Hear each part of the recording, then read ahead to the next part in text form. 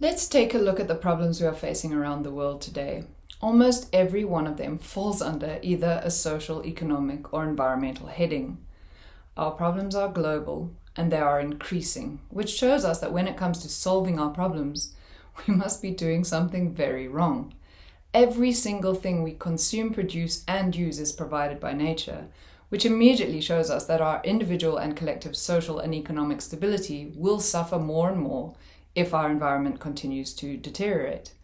It also shows that people, economies, and nature are inseparable.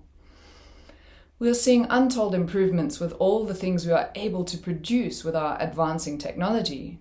But did you realize that the only things we do not produce are people, economies, and nature? So if we aren't producing those, what is it that we do with them? We make decisions about them. Every day we all make thousands of decisions about ourselves, our finances, and our environment, from individuals making daily decisions to governments developing policies. And another word for making a decision is management. So we do not produce people, economies, or nature, we only manage them. And they exist together in an interdependent, unpredictable, self-organizing, complex web. No matter what we do to upset that balance, our societies, economies, and nature will adjust and continue, but in changed form. If we are only managing ourselves, our economies, and our environment, it means that everything else falls under the things we produce and use, our tools or technology. And every day, all of us use many different tools to help make our lives more comfortable as we manage ourselves, our finances, and our environment. So our tools, or the things we produce, are advancing rapidly, while the things we manage are declining rapidly, which shows that when it comes to solving our problems, our management is failing us on a global scale. Now, our decisions have been upsetting the balance for many thousands of years, but the damage has sped up rapidly in the last century. Every problem we are trying to solve is a symptom of our management. The knock-on consequences of every human action throughout history can be traced back to someone somewhere making a decision or developing a policy. Our decisions are failing us, and almost nobody is talking about it. Most of us are still unaware that almost every decision we make is made up of 3 inseparable elements that must be taken into account simultaneously. Decisions are made by people, which means there will be short and long-term social considerations to check for, from whoever is making the decision to friends, family, customers, sellers, colleagues, etc. This same decision will also have short and long-term environmental considerations because everything we use, consume, or manufacture has come from nature. And pretty much everything we use or do costs money, so that decision will also probably have short-term and definitely long-term financial elements to have to check for. And because people, economies, and nature are intricately connected, whenever we do make a decision from the perspective of any of those elements individually, it sets off a ripple effect, which will impact all 3 sometime later on. We didn't realize it until relatively recently, but all of us are constantly making decisions and developing policies for those elements one at a time in isolation of each other, which is causing damaging, invisible long-term ripple effects, which is why our problems increase no matter how hard we try to solve them. We are using the same decision-making process that's causing our problems to try and solve them.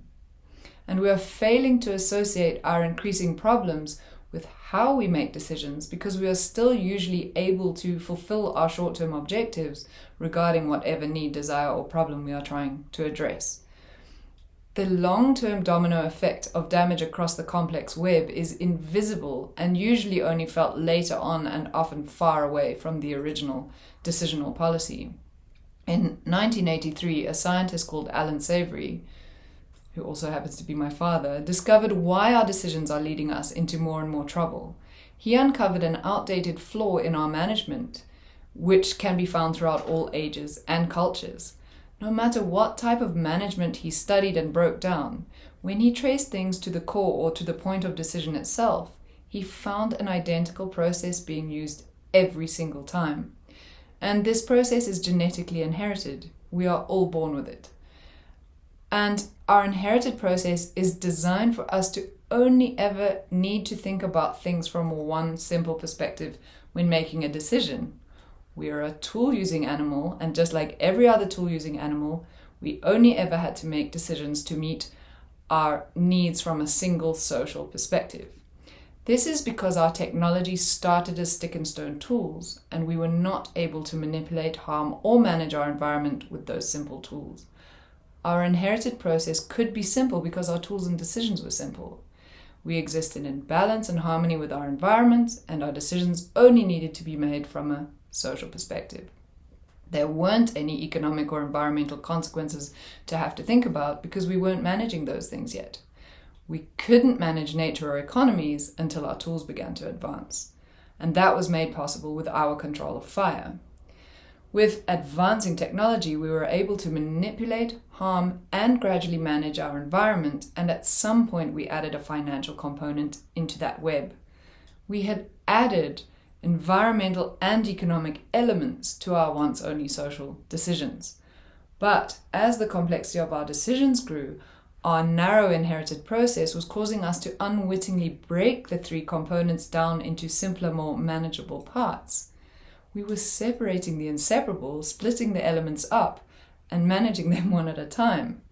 We had begun to address either social, financial, or ecological needs, desires, or problems. But what we didn't realize at the time is that each need, desire, or problem itself had become more complex.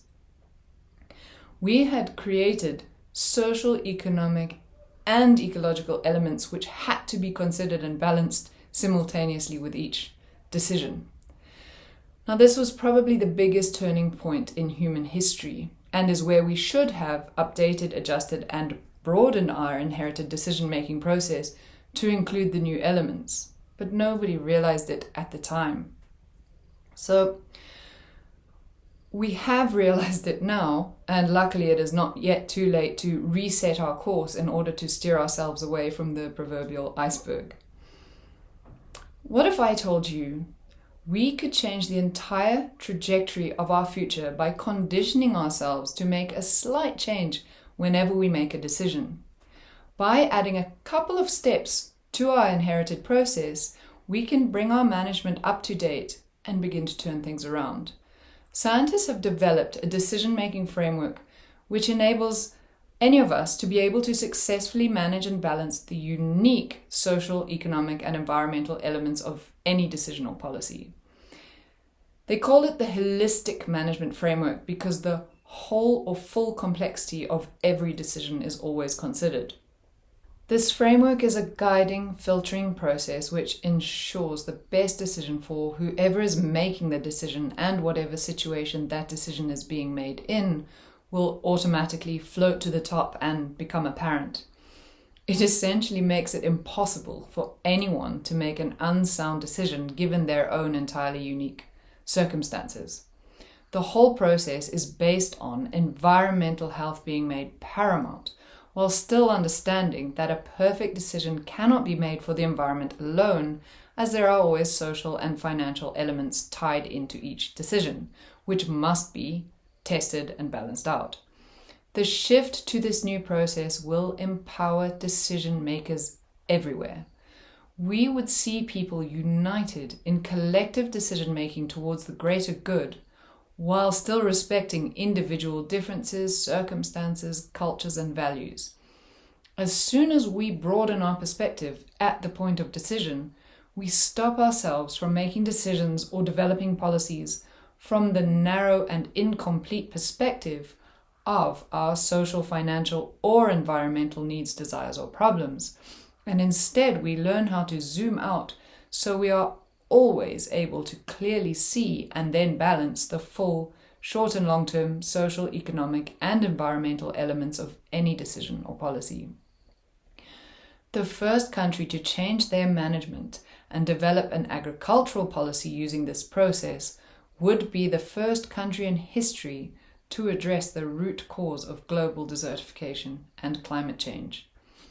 Whoever does this would trigger a massive paradigm shift, setting off a domino effect across the world. The risk of any government doing this is zero, and the reward is securing our future for our children and our wildlife. And that is priceless.